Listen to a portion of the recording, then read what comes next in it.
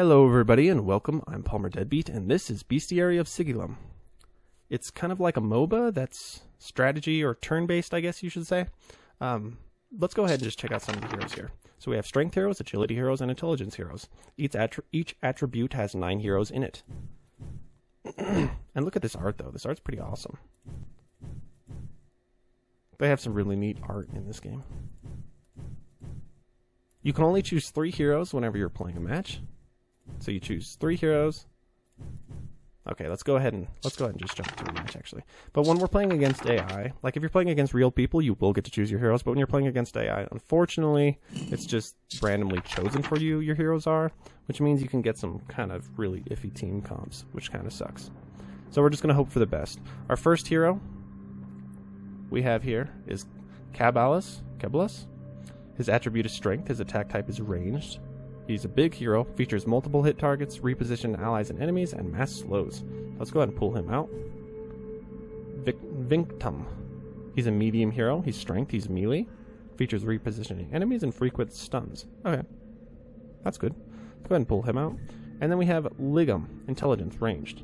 He's a small hero. He heals wounds, and enemy towers control debuffs. Okay. Interesting. So let's go ahead and pull him out as well in my turn. And see how it goes. So when you're fighting against the AI, you'll always be fighting against the same units, which is kind of unfortunate. But they are working on getting that fixed to where you can play against, you know, a multitude of enemy AI units, and then you'll be able to actually draft your own units as well. It's been a requested feature, and hopefully we get it soon. That's what we're going to do here. We're going to move him into the tower's radius. So the person on the south side, they always go first, which means the person on the north side, to compensate for that, they get 1 extra health. So let's go ahead and move this guy up.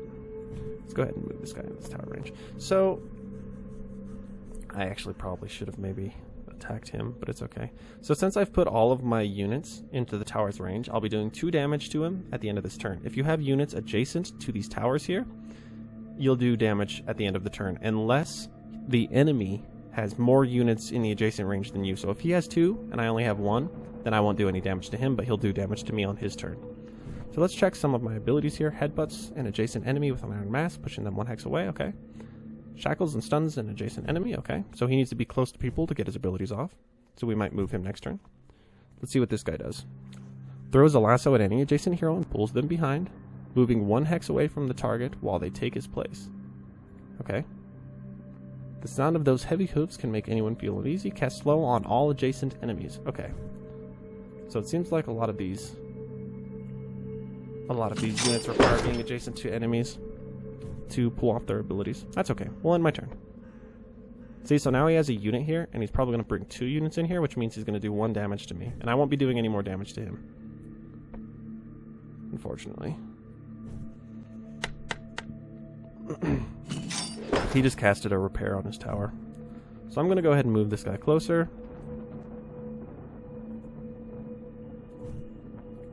Headbutts an adjacent enemy with an iron mask, pushing them 1 hex away. Unfortunately, I can't headbutt him, because there's no way to push him. We can shackle and stun him, though.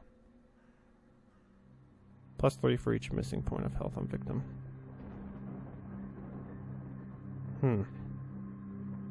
Interesting, okay. Let's go ahead and stun him, I guess. At any adjacent hero and pulls them behind, moving them 1 hex away from the target while they take his place. So what does that do exactly? Oh, okay. Interesting. So he's already stunned, so that's not too big of a deal. Let's go ahead and hit him with my ability. And then let's go ahead and rob this guy of his tower. So we're going to be doing 1 damage to him this turn. He might actually attack me here, possibly. No, he's just moving. Oh, okay. He's just moving his unit away from so that this guy doesn't do any damage to him. Because this guy can only damage units, enemy units that are adjacent to other enemy units, which unfortunately there no longer are any. Why can't I attack with this? The whip shall strike anyone too slow to dodge it. Attacks all enemies affected by slow. Okay. So then maybe we should cast slow on someone? Oh, I have to be adjacent.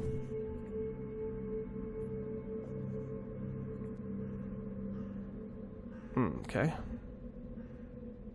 We could just keep stunning him, potentially. So let's go ahead and take some life. Let's regain life and bring it from him. Let's go ahead and move him up there.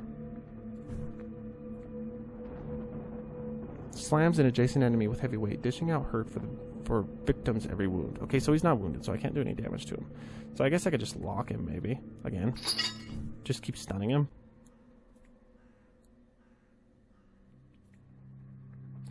Okay. So we're going to do 1 damage to him this turn.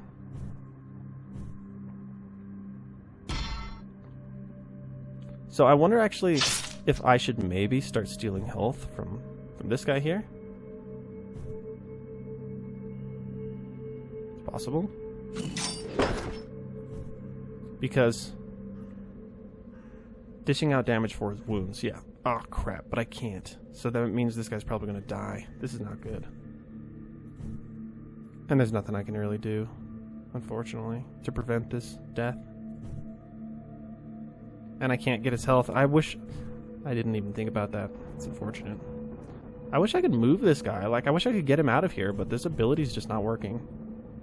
Like the ability Iron Mask headbutts an adjacent enemy with an Iron Mask, pushing them 1 hex away. I guess he can't be pushed away. I don't know.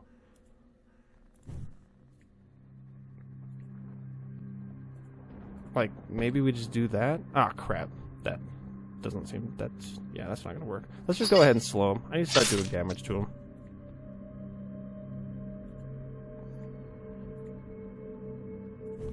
Okay. I still can't headbutt him. I can stun him again, if I wanted. Let's just go ahead and stun him again, I guess. Move up here. This guy, unfortunately, is going to die.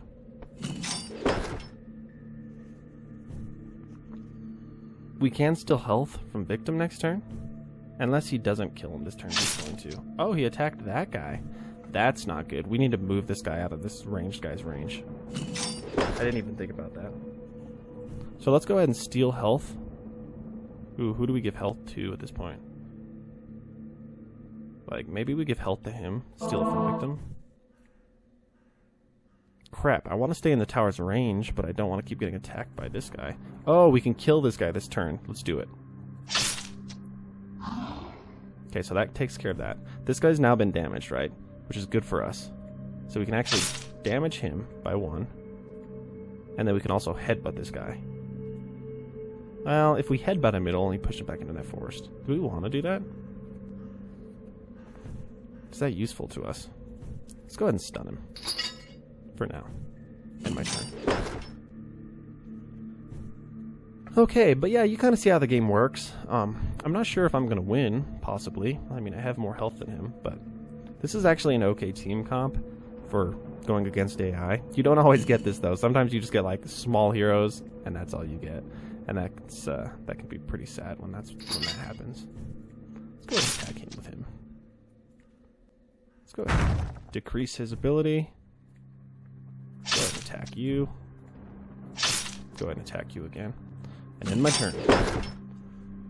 Luckily I controlled both towers and I casted a buff, like a tower buff on this guy. It's actually a debuff. Makes it to where he's like doesn't really count that well for being in the tower's range, which means I did more damage to him. Crap, he locked this guy, which is unfortunate.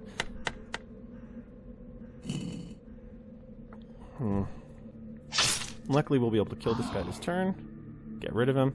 I can't really do much with this guy. I can't cast anything. Okay. Crap. That's not good. Okay, so let's go ahead and